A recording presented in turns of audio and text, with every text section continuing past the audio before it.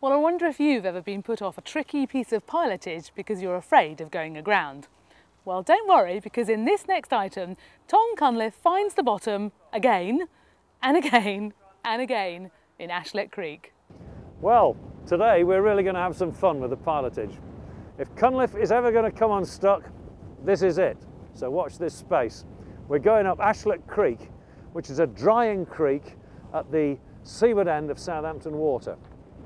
It dries about 2 metres or maybe even more in places. So we've got to have a big tide to get us up there, and we've got a stonking big spring today. High water's at 1:45.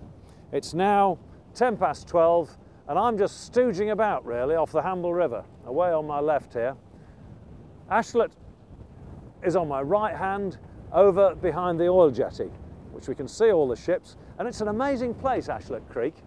It's a sort of oasis of reason in amongst this huge industrial, well, it's not a wasteland, is it? Because it's working hard. It's Fawley Refinery, one of the biggest refineries in the world. But right in the middle of it is this lovely little creek with a tide mill. And to be frank with you, I haven't been in this place since I was a sailing instructor, which is a bit longer ago than I'd care to admit. But I thought I'd better get some information, some right up-to-date stuff. So I called the sailing club. And their excellent man, Trevor, when I told him I was going to use the Admiralty chart, no disrespect to their lordships here, but he fell about laughing. And he said, you don't want to do that.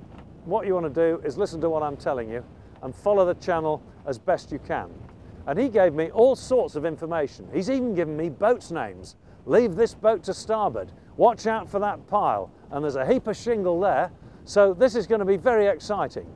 And if we touch, we have the confidence that we're going into a weather shore. The wind's honking off the shore, it's blowing force 6, and we've got a rising tide, at least a foot to go. So, well, I think we might just mosey across there and see if we can find the first buoy, which is number 2.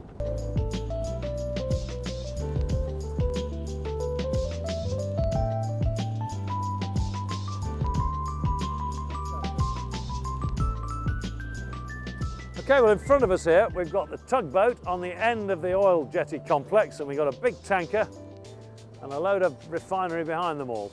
And I'm watching the bow of the tug because that's the last thing in the line, and as I'm moving along here, plugging steadily away seawards, I can see the land opening behind the bow of the tug, and in due course I'm expecting to see a bit of a red buoy come out from behind that tug.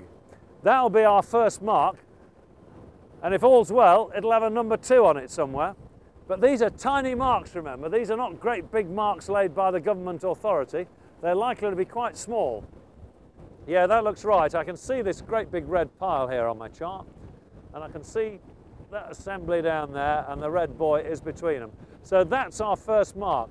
So I'm going to move in slowly towards that now.